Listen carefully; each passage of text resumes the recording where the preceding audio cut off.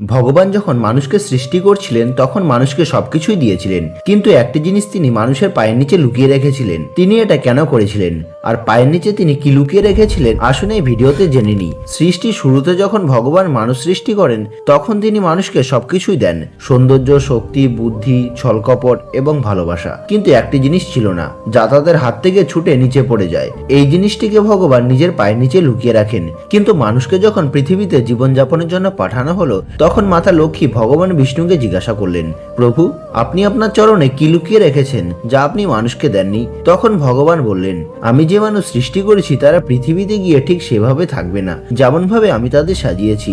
ধন সম্পদ ও লোভের কারণে তারা নিজেদের আপনজনের রক্তের পিপাসু হয়ে উঠবে। পরমাত্মাকে খোঁজার পরিবর্তে তারা ভোগবিলাসে ডুবে যাবে, যার ফলে তাদের জীবন জীবিত অবস্থাতে নরকে পরিণত হবে। সেই নরক থেকে বেরিয়ে আসার একমাত্র উপায় হলো শান্তি, আর এই শান্তির জন্য তারা ভগবানকে খুঁজবে। তো কমেন্টে জয় শ্রী হরি অবশ্যই লিখবেন।